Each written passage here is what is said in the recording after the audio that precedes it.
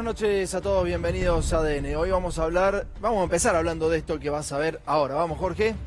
Empezamos hablando de qué tenemos en estos momentos los argentinos. En un ratito vamos a mostrarte qué pasó, cómo de alguna manera el gobierno nacional, de qué manera se manipularon los números del superávit fiscal. Pero para llegar a eso quiero explicarte una cosa sintética. El Fondo Monetario Internacional supuestamente vende, ahí está, lo que el fondo pedía y nadie te ha mostrado, todo lo que vendió. Lo que te quería decir es que el Fondo Monetario Internacional supuestamente está constituido por 189 países y todo el verso de que está para ayudar y darle estabilidad monetaria y evitar crisis financiera en los países periféricos.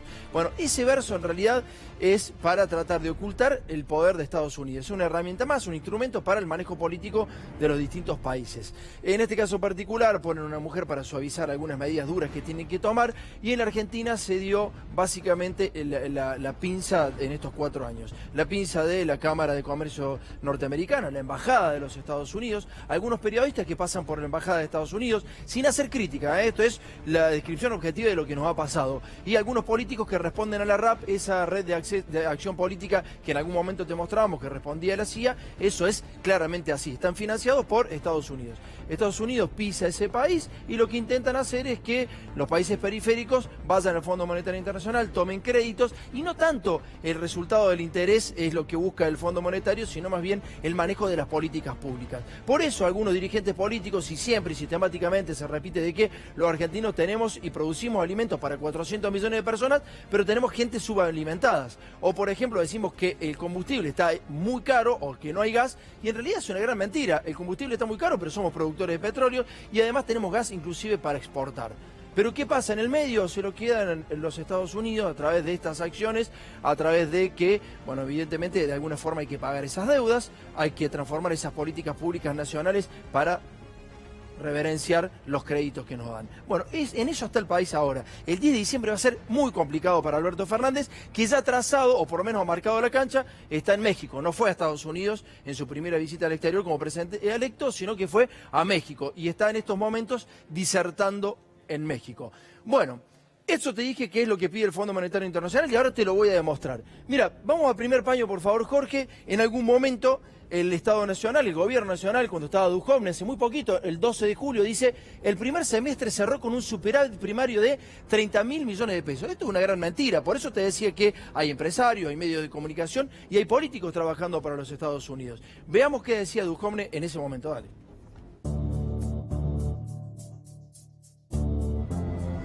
Me complace en anunciar que hemos tenido un superávit primario de 30.000 millones de pesos en este primer semestre. Es la primera vez que ello ocurre desde 2011.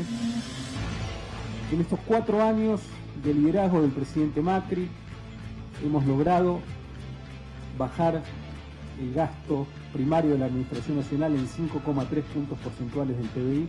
Desde el año 2015 el punto de partida era un déficit consolidado nación-provincias de 4,5 puntos del PBI.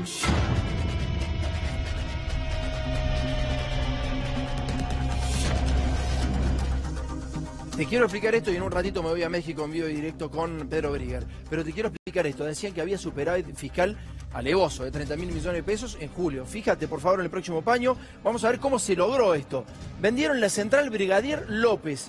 El precio estimado era de 380 millones de dólares. En realidad costaba 500 millones de dólares, más de 500 millones de dólares y lo vendieron a 380. Una se la vendieron a Minden y la otra a Caputo. Dame el próximo, por favor, Jorge. ¿A quién le vendieron estas centrales? A Nicky Caputo. Se quedó con una de las centrales termoeléctricas que privatizará Macri en 326 millones de dólares. ¿Te das cuenta? ¿Cómo lograron ese superávit, toda esta guita, que en realidad se la daban al propio testaferro de Mauricio Macri? En la próxima central, vamos a ver que también vendieron otra central para hacer ese superávit fiscal primario, supuestamente. En la de Ensenada, en este caso, el precio estimado era de 620 millones de dólares. Y fíjate a quién se la vendieron y a cuánto se la vendieron. De 620 millones de dólares, Jorge, por favor, veamos a cuánto vendieron esta central. adjudicación conjunta para la central térmica de Ensenada, 533 millones de dólares. O sea, 100 millones de dólares le descontaron a Pampa Energía, el otro testaferro de Mauricio Macri. ¿Te das cuenta cómo lograron ese superávit fiscal primario? Pero también remataron Aguada de Chañar en Vaca Muerta. Por favor, Jorge, ya nos vamos a México. Vamos a, por favor, a Aguada de Chañar. Esto lo vendieron en Vaca Muerta, el único predio que le quedaba al Estado Nacional, 95 millones de dólares. Así lograban un superávit fiscal primario que era totalmente mentiroso. Y después te voy a mostrar cómo liquidaron el Fondo de Hidrocarburos, la venta de acciones del FGS, para ver cómo se daba después justamente ese superávit. Totalmente tramposo, mentiroso, absolutamente engañoso, pero obviamente respondiendo a las políticas de Estados Unidos, dejando todo en manos de los dos testaferros del propio presidente. Me voy a México, está Pedro Brigger ahí. Pedro, ¿cómo estás? Buenas noches. Está Pedro Brigger en México y nos vamos en vivo e indirecto para allá. Daré. Pedro, buenas noches. Buenas noches, efectivamente estoy en vivo y en directo acá en la conferencia que acaba de cerrar el presidente electo Alberto Fernández, recibido con aplausos, con vítores, por supuesto con el Alberto presidente tan característico que se canta también en la Argentina. Un discurso breve, primero reivindicó su paso por la educación pública, dijo que era un orgulloso hijo de la educación pública y que además pensaba seguir dando clases, incluso siendo presidente. Ahora está contestando unas preguntas, fue muy categórico cuando habló de Lula da Silva, dijo Lula libre, no nos olvidemos, mencionó su encuentro con Rafael Correa, mencionó la situación en Ecuador, en Chile y por supuesto resaltó el hecho de que su primera visita fuera a México por los lazos que hay entre Argentina y México y por supuesto por la bocanada de aire fresco que representó el triunfo de Andrés Manuel López Obrador el año pasado en México. Pedro, ¿es una marcada de cancha a los Estados Unidos la primera visita de Alberto a México? Además por el discurso que acabas de definir, básicamente se está plantando ideológicamente Alberto, ¿no? Yo no diría que es una marcada de cancha respecto de los Estados Unidos. Diría en primer lugar que es una marcada de cancha a nivel latinoamericano. Hay que recomponer los lazos, hay que tejer nuevamente los lazos en la región, hay que recomponer todos los organismos regionales, hay que buscar que otra vez la región trabaje de manera mancomunada. Creo que en primer lugar es un mensaje a América Latina respecto de los cambios que está viendo. Criticó por supuesto las políticas económicas que se aplican en Chile y en Ecuador, el famoso modelo chileno que ahora está siendo muy cuestionado, y cuando habló una persona de los derechos de la mujer, lo primero que le dijeron fue aborto libre y gratuito. Y justamente ahora está hablando sobre eso. Si querés lo podemos escuchar un minuto. Dale, dale, Pedro. De todas las demandas que se han visto en los últimos años por la igualdad, la compañera que me habló de los derechos de la mujer. Miren, en la Argentina ha habido mucho tiempo de demandas sociales. De todas las demandas que se han visto en los últimos años por la igualdad, sin duda la que más nos impactó a los argentinos fue la demanda de las mujeres. Las mujeres un día salieron a las calles, llenaron las calles de la Argentina, reclamando simplemente tener los mismos derechos que el hombre. Y la verdad no me siento un machista ni un machirulo, como diría Cristina, pero me asombró ver que muchas de las demandas eran ciertas y yo no las tenía registradas. Demandas tales como que un hombre y una mujer haciendo el mismo trabajo reciben distintos sueldos, que a la hora de contratar un empleado se privilegia al hombre y se posterga a la mujer. Esto sin contar la violencia de género, que en el siglo XXI es insoportable que la toleremos y que nos hagamos los distraídos, y los derechos que la mujer plantea respecto de su cuerpo. Sos mexicana y no escuchaste la campaña. Pero la verdad, a lo largo de toda la campaña le pedí a la Argentina dejar de ser hipócrita y dejar de castigar el aborto. Y entender que el aborto es parte de la hipocresía argentina, que condena a la mujer sin recursos a tener que recurrir a practicarse el aborto en condiciones muy malas en términos de asepsia, y con ello no solamente consuma el aborto, sino que muchas veces pone en peligro su vida. Bueno, en un ratito volvemos a México, en un ratito volvemos con Pedro Brigger. Te decía recién que a pedido del Fondo Monetario Internacional, esta gira me parece que es fantástica, ¿no? De cómo está hablando Alberto Fernández, es una marcada de cancha ideológica, si se quiere, para el mundo, digamos, ¿no? Yo creo que es un buen mensaje para el país del norte, pero bueno, evidentemente es una marcada de cancha importantísima. Hablar de Lula en ese lugar es muy importante. Hoy hablaba con un senador muy importante, un político, un dirigente político muy importante, y decía que no le había servido demasiado a Alberto hablar en Argentina de Lula, porque los que bancan a Lula también es parte de ya el núcleo que iba a votarlo, y que eso evidentemente le podía haber sacado algunos votos respecto a las PASO, que quizá en eso encontraba, entre otras cosas obviamente, el motivo del resultado final. Pero es importante que los dirigentes políticos demuestren su ideología, que muestren hacia dónde va, qué piensan, cómo piensan y cuáles van a ser los instrumentos para después aplicar en la sociedad. Esto es muy importante y Alberto lo está haciendo en México, lo cual deja las claras de cómo va a manejar el país. Nos vamos a hidrocarburos. ¿Qué otra cosa devastó la Argentina, el Estado Nacional, para lograr ese superávit absolutamente mentiroso? El Fondo Argentino de Hidrocarburos era para obras justamente petroleras. Mirá, 8.524 millones de pesos lo pasaron directamente para los fondos generales del Estado. Y entonces, después fueron por los jubilados nuevamente y vendieron acciones que pertenecían al Fondo de Garantía de Sustentabilidad de los jubilados. 41.000 millones en ese mes. ¿Cómo no vas a tener 30.000 millones de superávit si te has deshecho o has vendido dos termoeléctricas a tus dos testaferros, si has sacado el fondo de hidrocarburos, si le has metido la mano a los jubilados y además vendiste el único predio del Estado en Vaca Muerta? Bueno, entonces le daban este resultado. Por favor, Jorge, pongamos las transferencias corrientes como le daba el Estado Nacional. Y ahí está, mirá, venía muy mal el Estado. Venía muy mal, y en julio, cuando se desprende de todo como le pide el Fondo Monetario para las elecciones, y claro, evidentemente que tenés un superávit de 9.000 millones de pesos. Y después tenemos los ingresos de capital. Cuando el Estado se deshace de las termoeléctricas y se la pasa a los testaferros de Macri, lo que pasa en junio es eso, 64.000 millones de pesos. Y después vuelve toda la normalidad y el país es verdaderamente un desastre. Y ahora vamos a hablar de justicia operada. Con pruebas, como nos gusta en ADN, empezamos a hablar de justicia operada por Mauricio Macri. Dale.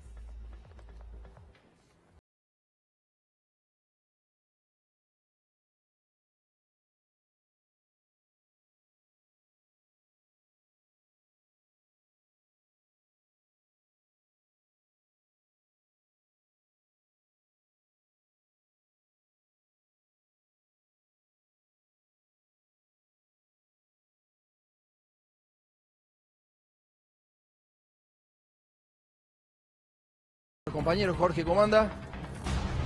Ariel, ¿cómo está? Muy bien, buenas noches. Buenas noches. ¿Cómo está Emanuel? ¿Bien? Bien. Bueno, César, ¿cómo anda? ¿Qué tal, Tomás? Muy bien. Leandro, ¿cómo anda? Bien, gracias. Un placer que esté acá. Muchas gracias por venir, en serio. Bueno, vamos a hablar un poco de las operaciones judiciales. Empezamos justamente por Emanuel, por la denuncia que realizó Ajus ante la ONU, ¿no? Sí, nosotros presentamos la denuncia el 21 de septiembre de 2018.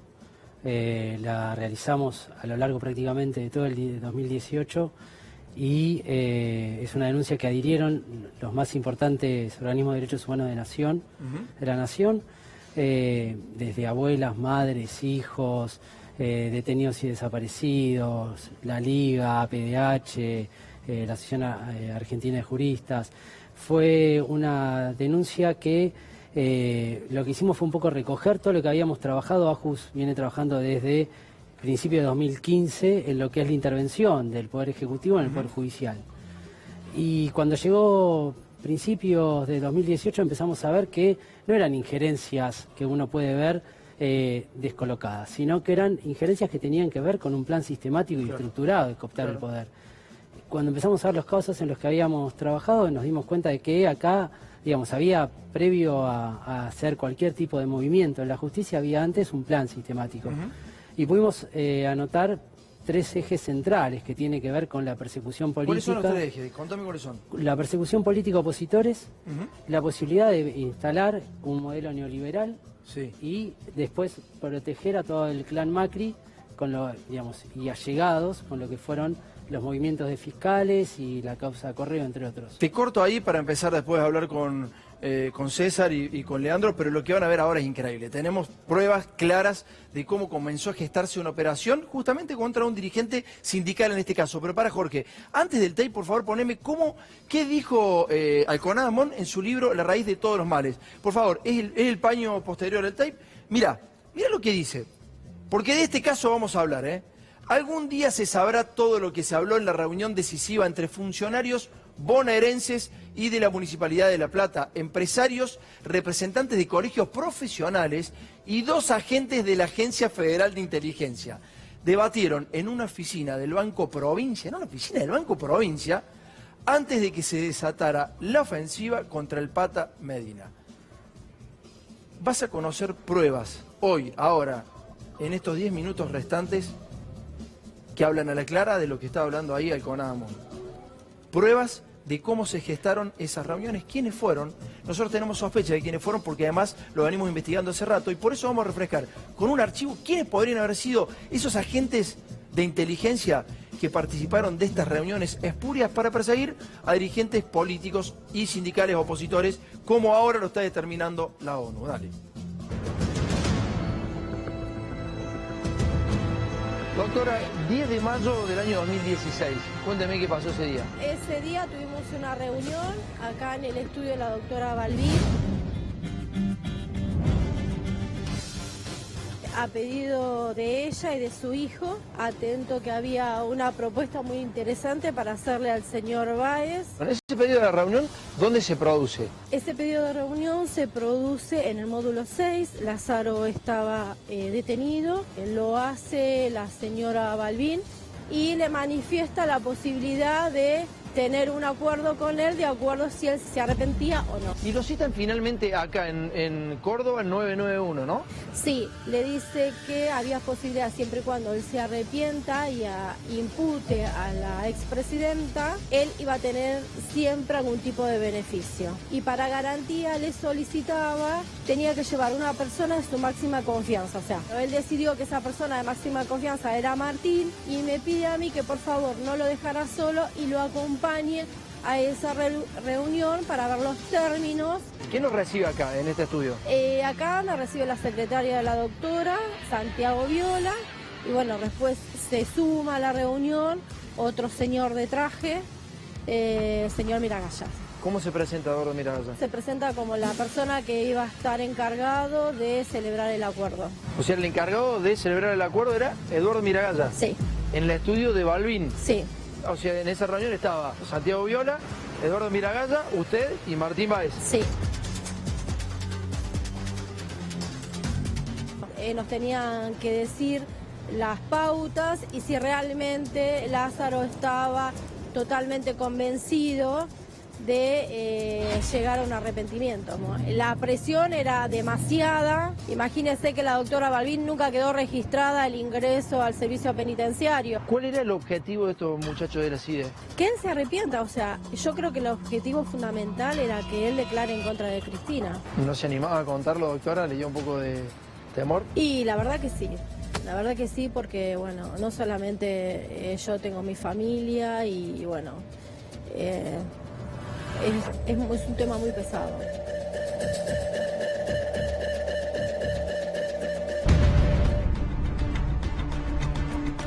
Se determinó después que D'Alessio en su carpeta en la operación de Natalia Haidt, en lo de Mirta Legrand, había participado también Eduardo Miragaya, con Nacho Viale, etcétera. La verdad que fue una vergüenza eso. Eduardo Miragaya era un director de la AFI, junto con Sidrás hicieron estragos y aparentemente fueron las 2 personas que planearon lo que ahora en un ratito vas a ver. ¿Lo viviste esto, Leandro? ¿Cómo lo viviste? Y bueno, lo viví además desde la política con mucha preocupación, porque estamos viendo, como decía el compañero acá, un plan sistemático, armado bajo 2 premisas. Primero, en la Argentina no gobierna un partido político, ni siquiera una coalición de partidos, gobierna un bloque de poder. Lo que es la coalición electoral entre la Unión Cívica Radical, la coalición cívica y el PRO, eso por un lado. Un sector importante de los medios hegemónicos de comunicación, una parte importante de los servicios de inteligencia y una parte importante también del Poder Judicial. Es un bloque de poder, le agregaría el poder económico. O sea, este bloque de poder gobierna con una clara intención: generar un proceso de transferencia económica tan duro como el que vivimos en la década pasada, pero en sentido inverso. O sea, redistribuir de abajo hacia arriba la riqueza y de manera violenta. El problema es cómo hacerlo en democracia, porque cuando vos transferís riqueza de abajo hacia arriba, generás más desigualdad, tensiones sociales, se te complica ganar elecciones. Ellos diseñaron un dispositivo para construir desde la subjetividad una falsa contradicción entre los honestos y los corruptos. Entonces todo el tiempo nos ponían en muchos lados. Y bueno, todo el tiempo nos ponían a nosotros en la dinámica de tener que explicar que no éramos delincuentes comunes.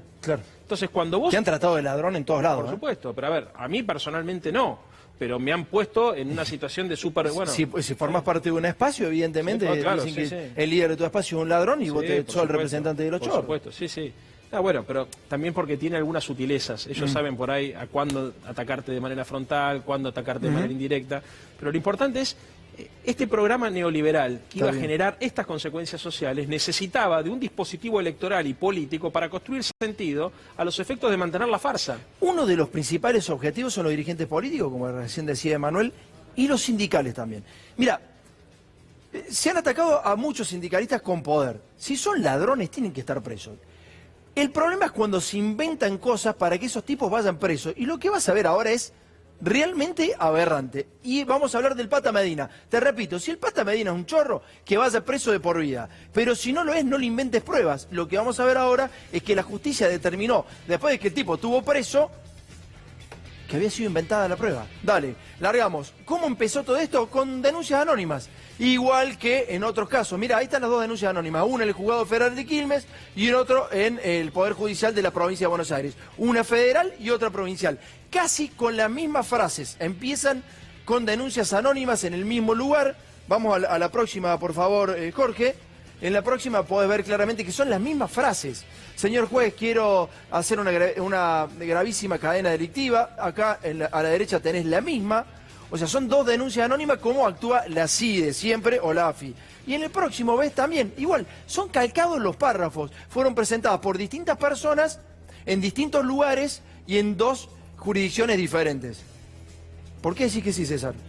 Porque así fue como, luego de esta reunión que refiere al CONADAMON, se precipitaron 4 inicios de causas penales contra Juan Pablo Medina, en forma casi simultánea, en forma casi calcada. 3 de las 4 causas se iniciaron con denuncias anónimas esas son 2, una tercera a través de una denuncia anónima de un 0800, también efectuada ante una dirección de narcotráfico de la Policía de la Provincia de Buenos Aires. ¿Se le preguntó al CONADAMON de dónde saca la información que sacó? Todavía no fue citado. Nosotros vamos a presentar una denuncia penal por justamente lo que podría ser un hecho de espionaje ilegal, claramente. Me imagino que si el periodista vierte eso en un libro, me imagino que debe tener pruebas para decir lo que dijo. No fue citado. No fue citado. Y no, claramente. Pero claramente, digo, los agentes de inteligencia no pueden intervenir en este tipo de cuestiones si no es por orden de un juez, y mucho menos interferir en actividades sindicales, que es una de las prohibiciones expresas de la ley de inteligencia. Hay sospechas sobre 2 causas. Por favor, Jorge, mostrame las otras 2 causas que se iniciaron con denuncias anónimas. Fíjate qué otras causas se iniciaron con denuncias anónimas. Cuando Stornelli se presentó, esta fue en la Operación PUF, Ariel. Operación PUF fueron denuncias anónimas. Hay 2 denuncias anónimas que ocurren el mismo día con apenas diferencia de horas. Una cae en manos del juez Luis Rodríguez y otra cae en manos del juez Claudio Bonadío. Dame la próxima, Jorge. Otra de las denuncias anónimas que surgieron es la de un funcionario trucho del Comienzo de Investigación sobre Astral Construcciones. Hubo una denuncia anónima. Esto es contra Lázaro Báez, ¿no? Así es. O sea, también con denuncias anónimas. Y fíjate que en Lázaro Báez actuó Miragaya, o sea, un agente de la AFI. Es un mecanismo que se repite muy a menudo cuando vos querés de alguna manera perseguir a alguien en particular y no tenés forma de hacerlo por una vía más prolija, aparece una denuncia anónima. En el caso de la Operación PUF había pasado que en Comodoro Pi llegaron 2 denuncias distintas que decían exactamente lo mismo, que supuestamente desde el penal de Seiza se había armado la causa que finalmente tramitó en el Juzgado Federal de Dolores para voltear el caso de los cuadernos.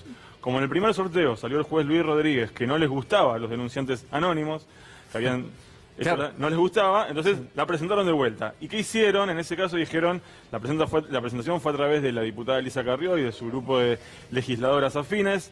Lo que hicieron fue agregar en la denuncia que, miren, este hecho ocurrió el mismo día en el que denunciamos al juez Luis Rodríguez. Claro. Con esa línea el presidente de la Cámara Federal, que es Martín Irurzun, dijo, sáquese a Luis Rodríguez del sorteo. Listo, eliminado el juez que no querían que recibiera la investigación. Bueno, señores, ya les pido reflexiones porque lo que vamos a ver es tremendo. Todo empieza, la prisión preventiva del Pata Medina empieza con esta noticia, dámela. El Pata Medina amenaza a Vidal. Esto fue replicado en distintos medios, por lo menos en 15 nos pasó César Albarracín, el doctor. Si me detienen, prendo fuego la provincia.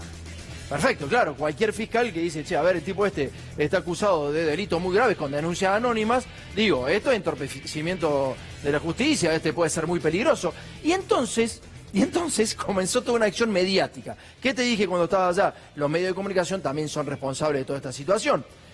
Fíjate lo que decían algunos periodistas respecto a esto, cómo presentan que el Pata Medina dice, si me detienen prendo fuego la provincia, y nunca dijo eso el Pata Medina.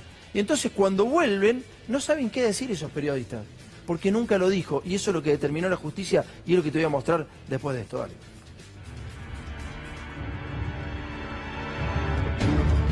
Extorsionador, apretador, violento. Hubo mucho político que bancó a este tipo de sindicalista y la Argentina cambió.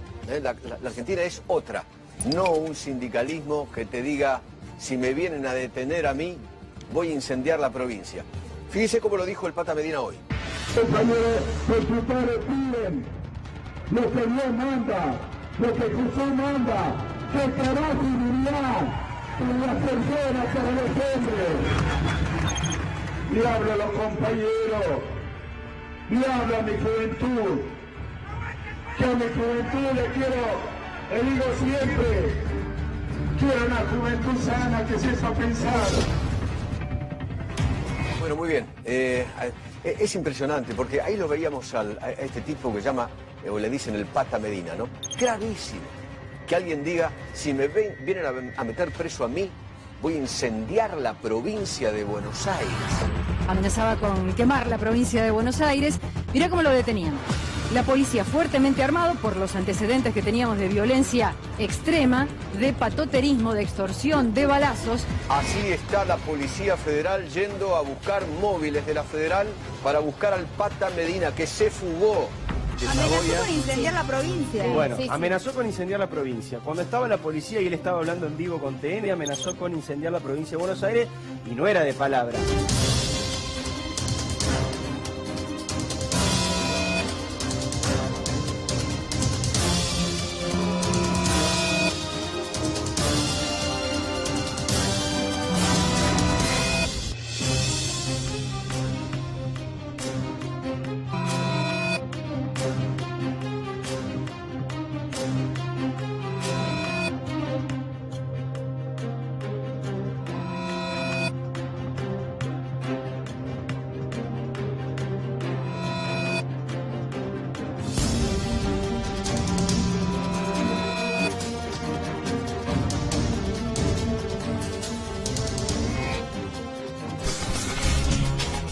Una acción mediática demasiado fuerte.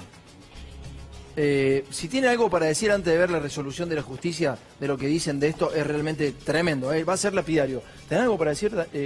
No, a ver, coincido con el enfoque que le estamos dando en este debate.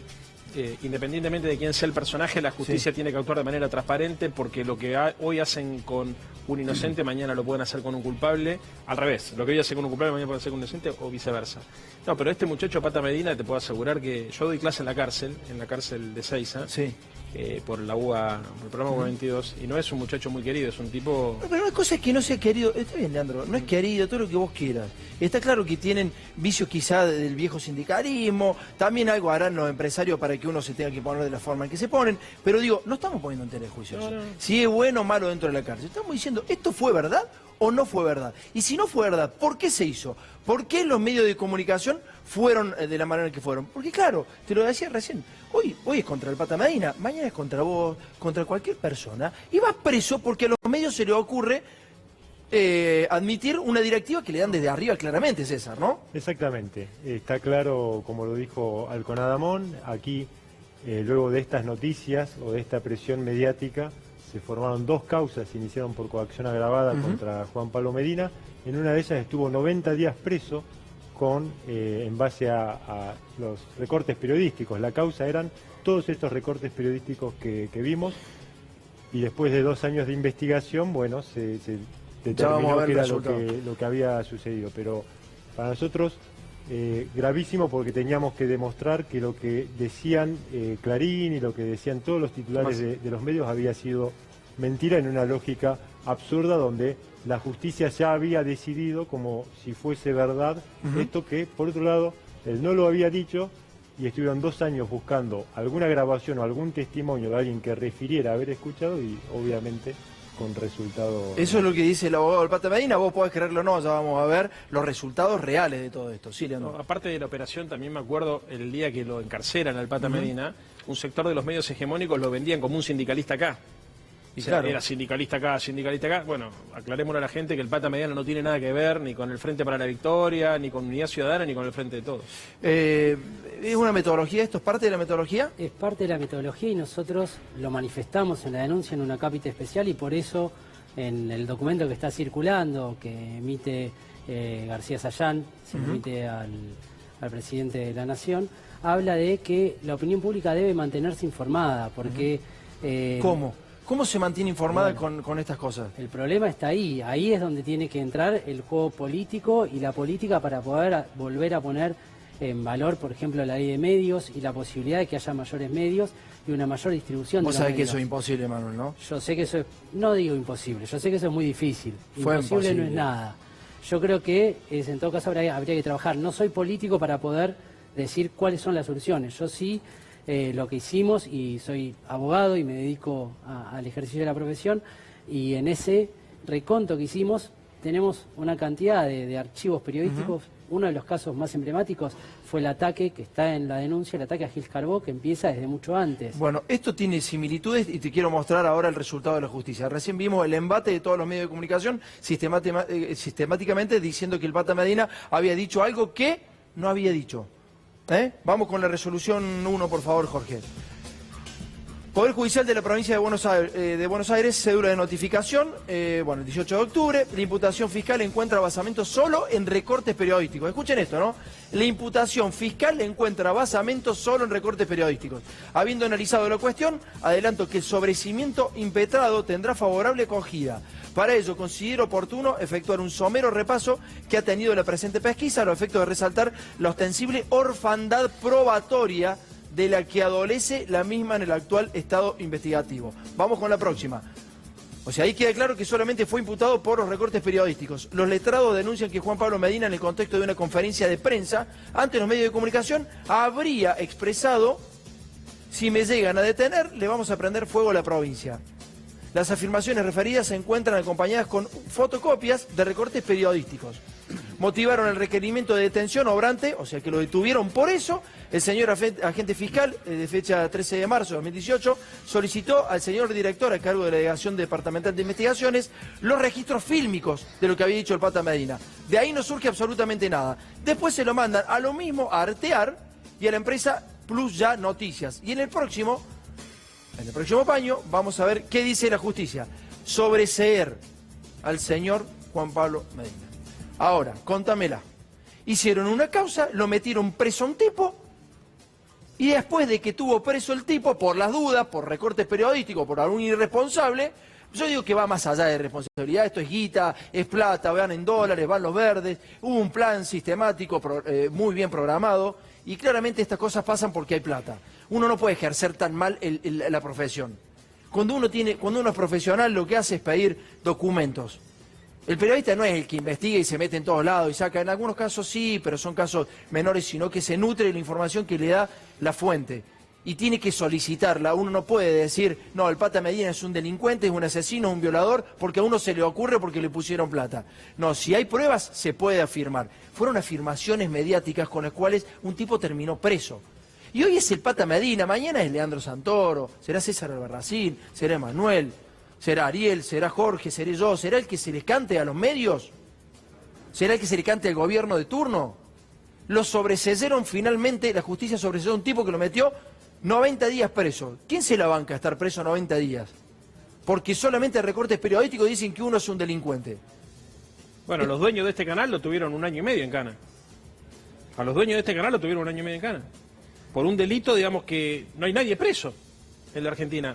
Mirá, porque además cierra el círculo, la idea de utilizar la justicia y el aprieto a los medios de comunicación, porque la justicia sin un sector de los medios de comunicación, o los medios de comunicación sin un sector de la justicia y los servicios de inteligencia, no funciona, se necesita mutuamente.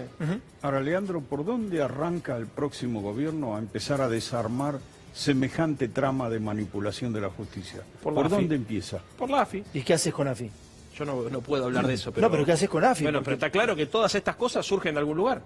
No surgen solamente de Comodoro Pi. Surgen de la política. Hay órdenes políticas. Por supuesto, y la AFI. Macri dice, yo quiero que el Pata Medina vaya preso, se juntan al Conadamón. Tenés el libro ahí del Conadamón, ¿no? Y lo dice claramente, sí, César. lo dice claramente, como vos lo dijiste, 2 agentes de la AFI con autoridades de la provincia de Buenos Aires. También la gobernadora Vidal en esto ha presionado y se ha manifestado reiteradamente en contra del Pata Medina y sosteniendo que tenía que estar preso. Yo coincido con la visión del colega. Entiendo que independientemente de las responsabilidades de la AFI, de algunos medios de comunicación que informan sin chequear fuentes, hay una enorme presión, que en este caso concreto del presidente Macri, que la hubo, de la gobernadora Vidal, para que esto suceda, y la justicia de alguna manera también es víctima o rehén de estas tremendas presiones, porque es muy difícil pararse frente a una tapa de Clarín, que un fiscal o un juez de la provincia se pare hay que pararse, de Clarín, César, o frente al presidente de la Nación. Y estimamos que estos son los remedios institucionales que existen, y entiendo que el próximo gobierno, como decías vos, quitando la presión sobre la justicia, me parece que ya eso representa... Esto no hay que permitírselo a ningún gobierno, ni al que viene ni al que va a venir dentro de 4 años tampoco. Y en la provincia de Buenos Aires, como decía, así como pasó con Gilles Garbó, que hicieron una embestida furiosa para que se vaya, en la provincia de Buenos Aires ellos recorrieron el camino al revés, poniendo un procurador militante de lo que es el bien. Emanuel Dari. Sí, con respecto a lo que decía el colega César, está en la denuncia lo que sucedió con Contegrán. Contegrán, digamos, el desarrollo profesional de Contegrán empieza siendo procurador pues, en la Ciudad Autónoma de Buenos Aires, puesto por Macri y Vidal, después se lo lleva a Vidal de secretario legal y técnica, y después de ser secretario legal y técnico, o sea, la mano derecha de la gobernadora, pasa a ser el jefe de todos los fiscales de la provincia de Buenos Aires. Claro. Esta promiscuidad en el Poder Judicial es una de las denuncias que nosotros hacemos, porque no puede saltar un funcionario del Poder Judicial a la justicia, al Poder Ejecutivo para después volver al Poder Judicial. ¿Querés que te cuente lo que pasa en las provincias con los tribunales superiores de justicia? Son ministros y al otro día terminan siendo de parte del Tribunal Superior de Justicia. Es una vergüenza lo que está pasando en Argentina. Le agradezco a los dos por haber venido. Muchísimas gracias. No, por favor. Muchísimas gracias. ¿Te quedás, Leandro? Vamos a escuchar un poquito a Ariel, ¿puede ser? Sí. Han desaparecido pruebas formales de 2 causas de Mauricio Macri. De 2 causas contra Mauricio Macri desaparecieron pruebas formales de la justicia. ¿Me escuchás? Ariel, contame cuáles son, dale.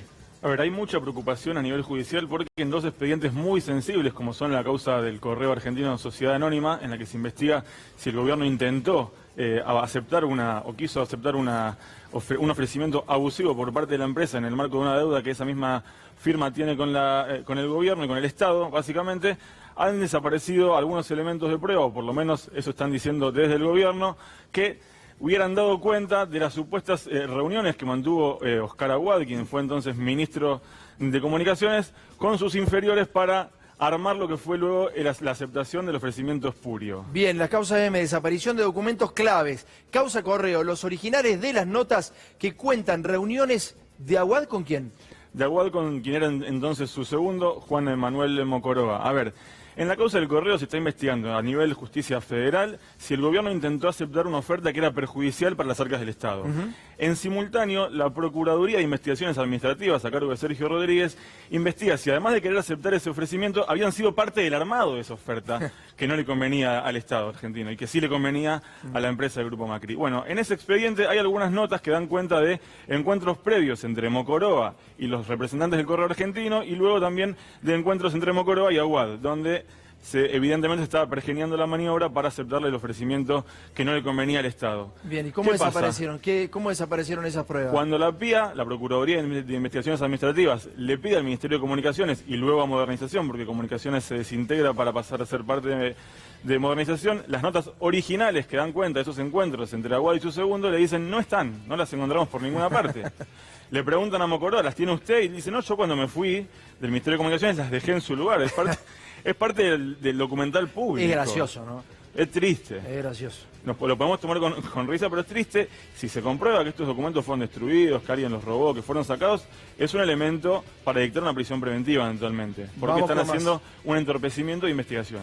Dale, Jorge, vamos con más. Empezamos a avanzar. Autopistas, presentación de Balbín, que rechazaba la demanda de Ausol. Dale. A ver, el caso de las autopistas es un caso en el que se investiga si se fingió una demanda ante el CIADI, que es un tribunal de arbitraje internacional, para que el Estado argentino renegociara la concesión de las autopistas del Sol.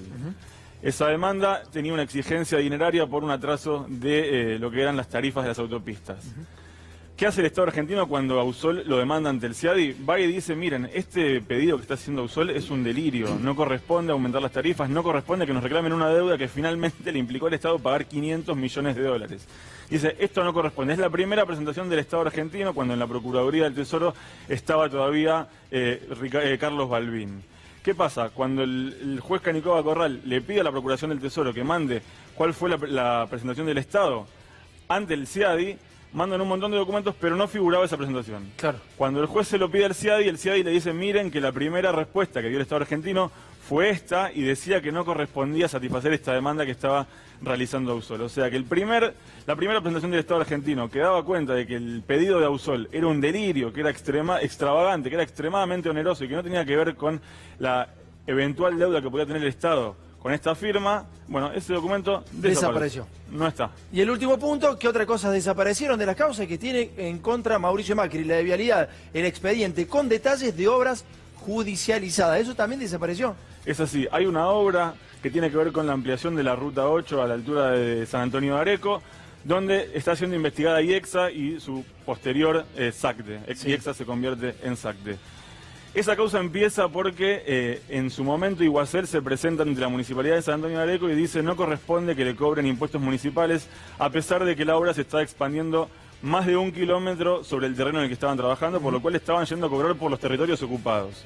Así se inicia la investigación. Pero ¿qué pasa después? Se dan cuenta que hubo una ampliación presupuestaria que implicó una ampliación del 120% en el presupuesto, que estaba por fuera de la licitación. Se había licitado en un momento, luego asignada a la obra, se hace una ampliación presupuestaria que evidentemente no correspondía. Esto está dicho de esta forma por la CIGEN, en el expediente judicial que tiene el juez Luis Rodríguez. Cuando el juez pide a Vialidad que expliquen por qué se había dado ese aumento, bueno, el expediente está extraviado, le responden. Hay una presentación, una orden de presentación con subsidio de allanamiento para que se secuestre esa información, pero no aparece por ningún lado. 3 causas sensibles en las que misteriosamente desaparecen los documentos. Ahora Jorge Elperín va a hacer una columna extraordinaria respecto a por qué Macri ganó en la provincia de Córdoba, pero déjame preguntárselo a Leandro Santoro antes de despedirlo, porque ya se está riendo. A ver, ¿por qué crees que Macri ganó tan bien en Córdoba? Hoy leía algunos medios que decían que en el escrutinio final todavía está subiendo Macri, ¿no? Ha sacado más votos de lo que pasaron el domingo pasado.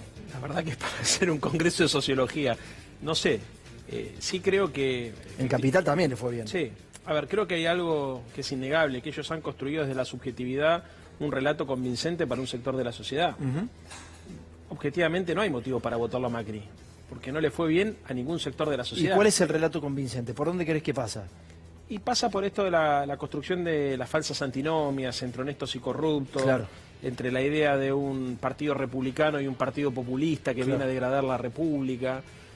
Creo que han estudiado la sociedad y ellos han además logrado identificar cuáles son las aspiraciones de un sector de la sociedad e interpelarlos a partir de ese deseo de ser, más que de su realidad objetiva y material. Vos sabés que Macri lo veo inteligente en algunas cosas. Cuando quiso avanzar sobre este medio de comunicación, lo veo inteligente. Digo, por más que haya puesto una pistola en la cabeza a los dueños del medio para sacárselos de encima. Digo, en Córdoba el resultado del monopolio mediático es impresionante, porque pasa por lo que vos decís. No importa cómo esté yo, sino quién es el que supuestamente me va a gobernar. Si el que me va a gobernar es un chorro, un violador, un delincuente, y claramente yo no lo elijo, por más que yo esté mal.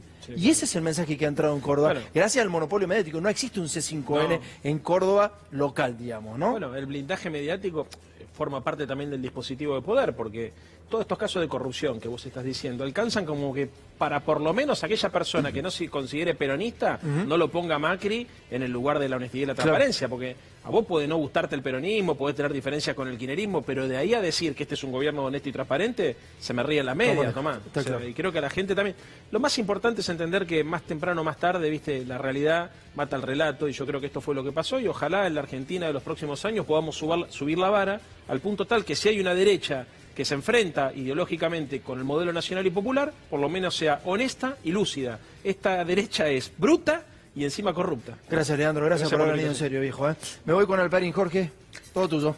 Bueno, antes que nada te pido disculpas por el atrevimiento de explicarte a vos el enigma del voto cordobés. Está perfecto, porque además está bueno lo que vas a decir, muy bueno. Bueno, precisamente, partamos de la base de que el primer semestre de este año el déficit de la provincia de Córdoba fue de cerca de 1.000 millones, y eso en medio del esfuerzo de frenar obra pública y de frenar también gastos corrientes. A eso se le suma la caída que sigue, la caída libre de la actividad comercial. Agregale a eso que si la desocupación a nivel nacional es del 10,6, en el Gran Córdoba, que es el conurbano de la capital, la desocupación llega al 13,1, y como es un distrito con mucho componente de trabajo industrial, te das cuenta ahí cómo golpeó a la industria, a tal punto que las empresas terminales de automotrices, las autopartistas y las metalúrgicas suspenden y despiden trabajadores. Es tétrica la situación es muy seria. El autopartismo en Córdoba, ¿sí? Y en el plano comercial, el 18% de los locales del centro de Córdoba están vacíos. Te diré que es un poco más alto, pero sí, vamos a ponerle 18. Claro. Y vos estás diciendo, todos estos parámetros son negativos, económicamente le han pegado a la sociedad. ¿Y entonces? Con estos parámetros ves que Córdoba es el lugar del país que más abrumadoramente, incluso superando a la ciudad de Buenos Aires, más abrumadoramente votó por el macrismo. ¿Cuál es el enigma, Alperín? ¿Cómo explicarlo? Si yo me cruzara con Sherlock Holmes, que era un hombre que buscaba los pequeños detalles, me diría, fíjate, observa este detalle. El Twitter que hizo el gobernador Schiaretti el 16 de septiembre, Macri había estado por allí en campaña diciendo, como dice, que los argentinos juntos somos imparables. En el Twitter de Schiaretti se enfatiza lo provincial por encima de todo el resto y termina diciendo, los cordobeses juntos somos imparables. Si uno ve que además Schiaretti promovió la boleta corta sin candidatos presidenciales, uno se pregunta entonces cómo esa presidencia trucha del gobernador peronista cordobés cristalizó en votos masivos. Y me parece que ahí aparecen una cantidad de cosas. Por ejemplo, el voto realmente fue impresionante. Si vos mirás los countries del oeste de la ciudad de Córdoba, el voto a Macri llegó al 91,5%. Y en los barrios medios y humildes incluso, en cambio, el voto no era menor del 45 al 60%. Jorge, yo creo que, no sé si el peronismo en Córdoba tiene la posibilidad, esto creo que han vendido mucho los peronistas o los radicales también, que manejan masa. No, manejan masa para los actos. Te pueden manejar 5.000, 8.000 personas, pero es solamente en eso. Pero no manejan a la gente. La gente tiene una idea del Frente para la Victoria armada por los medios de comunicación que sí son alimentados por los gobiernos de turno. Eso está claro. Ahora, es muy difícil porque el gobernador Schiaretti tiene un voto de empaste con Macri muy grande. Un 30% del votante de Schiaretti es votante de Macri. Sí, además hay una Córdoba que de ninguna manera es antiperonista ni macrista, en el sentido de que ahí Macri en la intendencia, en el comicio por la intendencia, recibió paliza. Fue muy mal. Y el gobernador peronista fue otra vez revalidado en los comicios, de manera que no es una Córdoba antiperonista y macrista, es una Córdoba, como vos señalás, profundamente antikirchnerista y antipopulista, como le instalaron los medios de comunicación. Por otro lado tenés, en Córdoba se señala que hay una burguesía agraria que se fue expandiendo mucho, hasta el punto que hoy es un actor centralísimo de la política cordobesa y es profundamente neoliberal, por supuesto. Entonces, en ese contexto, vos tenés también... Pero está justificado en esa gente ser neoliberal.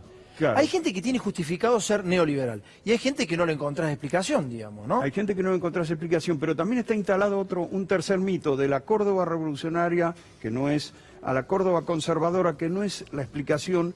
El tercer mito es una Córdoba republicana e institucional, mito que prendió mucho en la clase media también. Entonces, frente a ello, el peronismo no cordobés, porque el peronismo cordobés también se señala que tuvo un nacimiento ya con componentes de la oligarquía, a diferencia del resto del país.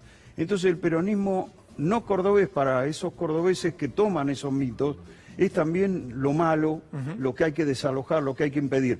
Yo creo que mientras los Fernández miraban la elección de las PASO, que fue 48-30 aproximadamente, y decían, bueno, no fue la terrible mala elección del 2015 con el 71,5 de los cordobeses votando a Macri, se entusiasmaban con eso, mientras tanto los cordobeses miraban que en las PASO el peronismo arrasó y tenían miedo de eso y salieron a votarle en contra y a frenarlo, ¿no?